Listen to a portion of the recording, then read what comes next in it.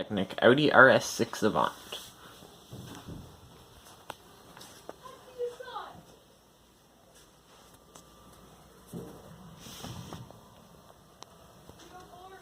Was to build a small-scale car with the maximum amount of functionality, and I think it worked out pretty well. 8 remote-controlled functions using all 4 channels. So the simplest one is just remote-controlled headlights, so I can adjust the brightness, and the same for the tail lights.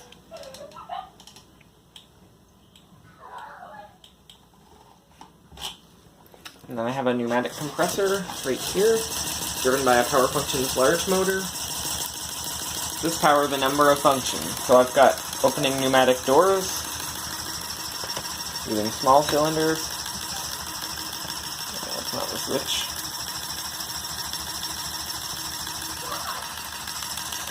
Or this door over here.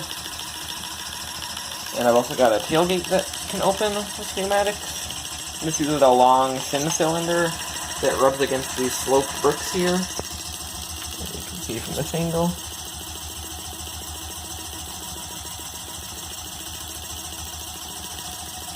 Complicated steering mechanism.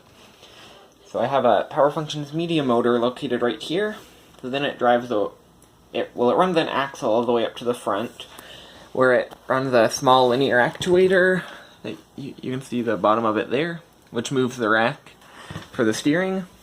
But right up here, it also runs the worm gear that runs an 8-tooth gear that moves this eccentric mechanism here, which shifts through the positions of the pneumatic valve located back there. Yeah, right there.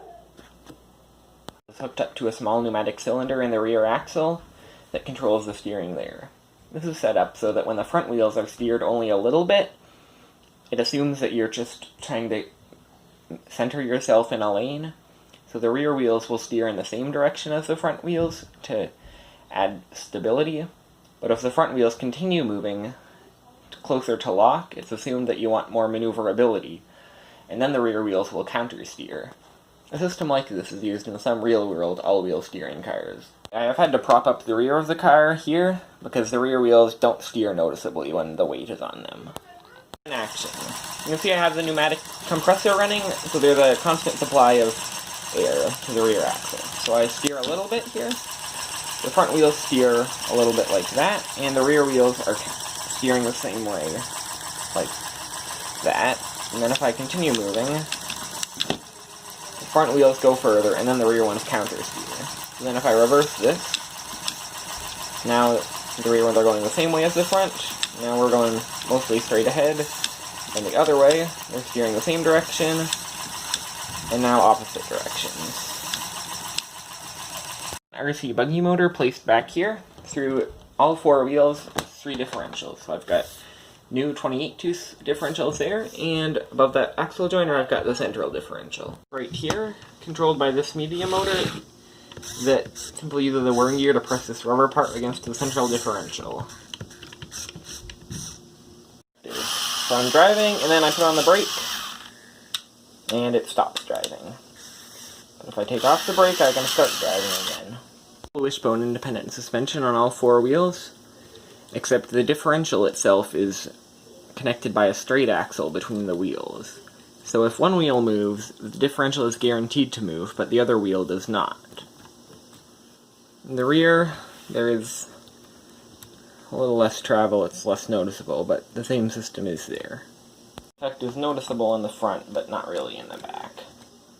Rubbers are mounted on 2 L beams, which are then connected up to 2 servo motors, one right here and one right here.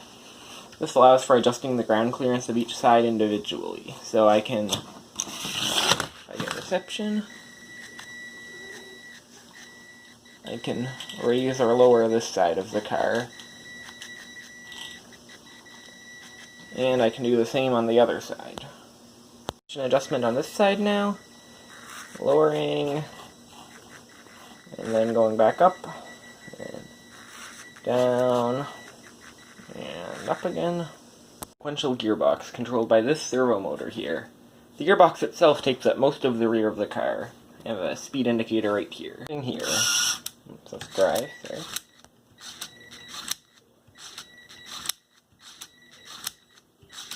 6th, and 7th, and 8th.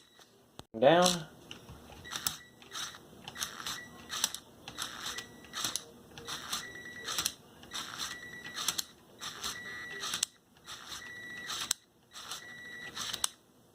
This is first gear.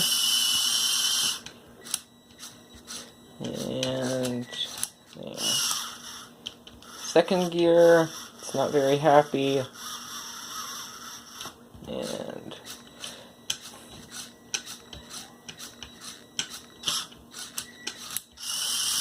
third gear. And fourth gear, it is now stalling. These gears here have come undone. Those 8-tooth ones there. Fixed, we can see it driving in fourth. Fifth. But in that gear, it's not very happy. It's just pretty much just stalling. This is about the same.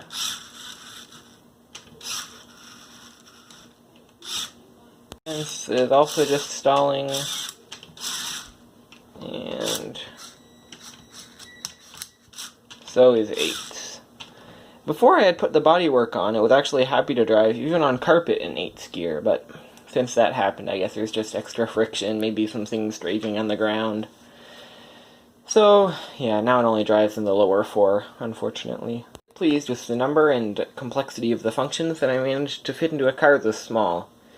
I am a little disappointed, though, at the reliability of the drivetrain, how it would often hesitate to shift and couldn't drive in many of the gears, which is especially disappointing because it worked well at one point in testing. But other than that, I am quite pleased with this creation.